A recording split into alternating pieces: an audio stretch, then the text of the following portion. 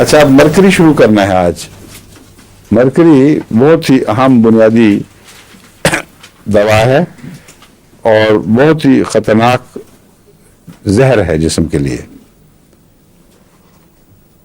ایک دفعہ جسم معروف ہو جائے مرکری سے تو اس کا پھر نکلنا جسم سے بہت ہی ایک کار دارد ہے، اگر ناممکن نہیں. لیکن مرکری پوائزن آرسنک کی طرح در حقیقت جسم میں بیٹھ ہی جاتا ہے اور بہت گہرے اثرات اپنے دائمی رکھتا ہے. آرسنک میں اور مرکری کے میں دائمی اثرات کے لحاظ سے ایک فرق ہے. آرسنک اپنے بد اثرات کو اگلی نسل میں منتقل نہیں کرتا، بلکہ تمام تر اسی ایک وجود میں سمیٹے رکھتا ہے. تو جب تک زندہ رہے گا آرسنک کے ساتھ زندہ رہے گا، جب مر جائے گا تو آرسنک سمیت مٹی میں دفن ہو جائے گا.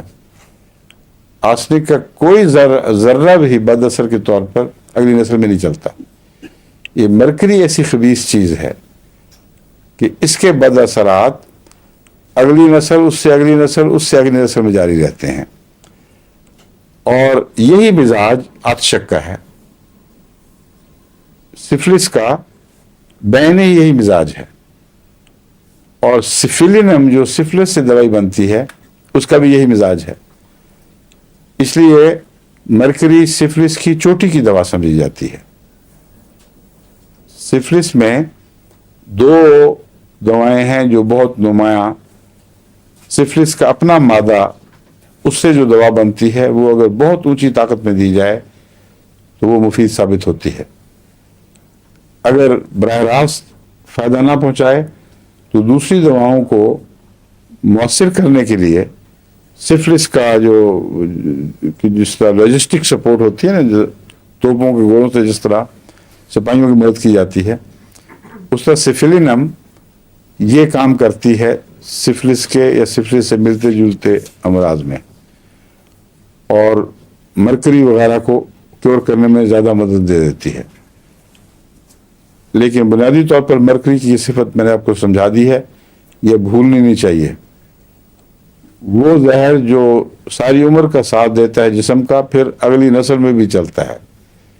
اس سے زیادہ وفادار، خوفناک وفادار زہر کبھی نہیں دیکھا گیا. یہ مرکری ہے اور اثر اس کا ہڈیوں تک چلتا ہے اور اعصابی خلیوں پر بھی پڑتا ہے. اس لیے تمام زہروں میں منفی اثر کی گہرائی کے لحاظ سے یہ سب سے خطرناک ہے، کیونکہ یہ خون پہ بھی اثر کرتا ہے، ٹشوز کے اوپر بھی اثر کرتا ہے، جلد پر بھی اثر کرتا ہے، اور میوکس میمبرینز پر بھی اثر کرتا ہے، اور پھر ہڈیوں میں اتر جاتا ہے، جگر وغیرہ کو کھا جاتا ہے، ہڈیوں میں اتر جاتا ہے، اور اگر پھر کوئی کمی رہ گئی ہو تو دماغ پہ حملہ کرتا ہے. اور دماغی مریض جو سفلس کے ہوں، جن کی مزاج اس سے بھی ملتا ہے مرکری سے، وہ الا ماشاء اللہ ٹھیک نہیں ہو سکتے، کیونکہ یہ آخری شکل ہے اس کی. اگر ہڈیوں کا علاج کریں گے ڈاکٹر تو عام طور پر پہلے بدقسمتی سے مرکری ہی کو سفلس کے علاج کے طور پر استعمال کیا جاتا تھا، کیونکہ مرکری میں ملتی جلتی علامتیں پائی جاتی تھیں.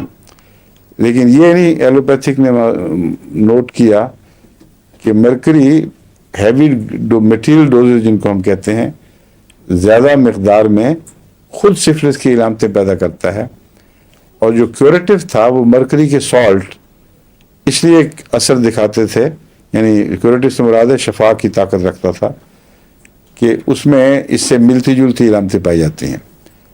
تھوڑا دیں تو فائدہ دیتا تھا، اگر اوور ڈوزنگ کر دیں تو وہی علامتیں گہرائی کے ساتھ اندر دھکیل دیتا تھا. براہ راست مرکری سے کیور کے نتیجے میں فائدے سے نقصان بہت زیادہ ہوئے. نتیجتاً ظاہری علامتیں مٹیں اور اندر اتر گئیں، ہڈیوں میں داخل ہو گئیں، ہڈیوں کے ناسور بن گئے، ہڈیاں ٹھیک ہوئیں تو پاگل پن کا حملہ ہو گیا. تو سفلس کا سفر بیرونی سطح سے اندر تک جاری رہتا ہے اور سلفر کے مقابلے پر بہت زیادہ گہرا اثر ہے. सल्फर का जो दिमाग पे असर है वो आर्जी है। मरकरी नर्व्स के खुलियों को खा जाता है और जगह जगह खला पैदा कर देता है और नाक की हड्डियां गल जाएंगी, खाली छिछड़ा सा ऊपर रह जाता है दबा हुआ, उंगलियां गलनी शुरू हो जाती हैं और जो कोढ़ की इलामतें नजर आती हैं वो मरकरी की सिफिलिटिक इलामतों से मिलती जुलती हैं। कोढ़ के मर्ज में भी यही नजर आता है ना, खा जाते हैं, बाज़ दफ़ा उनकी हड्डियां खाई जाती हैं, उंगलियां हाथ पांव गल जाते हैं, और मगर ये उससे ज्यादा गहरा है। इसलिए मरकरी को अच्छी तरह पहले इसका मिजाज समझ लेना चाहिए, ताकि मरकरी के मिजाज का कोई मरीज आए तो उसकी हर मरज में मरकरी काम आएगा। फिर इसकी आम इलामतें जो अमूमन होम्योपैथ में ज़बान ज़दाम हैं, वो मुंह से राल का बहना, सीने ज़्यादा आना और गले की खराबी और मुंह से बदबू, ये हैं जो इसकी मारूफ इलामतें आमतौर पर होम्योपैथ में आम हैं कि इससे पहचाना जाता है। लेकिन सबसे अहम इलामत इसकी एक ख़ास बदबू है जिसकी और मिसाल नहीं है। मरकरी के अंदर जो अगर गला भी ख़राब हो या और इस किस्म की मरकरी की गहरी बीमारियां हों तो एक ऐसी ख़तरनाक किस्म की हीक निकलती है जो डॉक्टर जिसको तजर्बा है उसी को पता है कि कितनी बड़ी सज़ा है वो। ऐसे मरीज़ के पास जाकर आप जब उससे पूछें, बच्चों को कई दफ़ा मैंने देखा है, कई दफ़ा बच्चों को बुलाया गया तो मैंने बच्चों को जाकर पूछा करीब से, तो अचानक जो भवाका निकला तो उसने तो होश उड़ा दिए। बड़ी जलील किस्म की बू है जो हीक ज़्यादा कहलानी चाहिए। बरसात के बाद जैसे बाद फर्श में एक बदबू पैदा हो जाती है, छछूंदर फिर जाए तो एक बदबू पैदा हो जाती है, उसको हीक कहते हैं।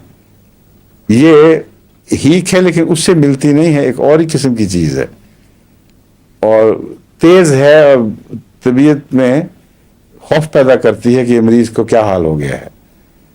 ये टिपिकल इलामत है मरकरी की और ये तजर्बे से पहचानी जाएगी, वरना इस बू को आपके ज़हन नशीन करना बड़ा मुश्किल काम है, क्योंकि है ही एक यूनिक चीज़। ये मरकरी का अमूमी तारफ़ है। इसमें हर किस्म की बीमारियां आ गई मुख्तलिफ सतहों पर।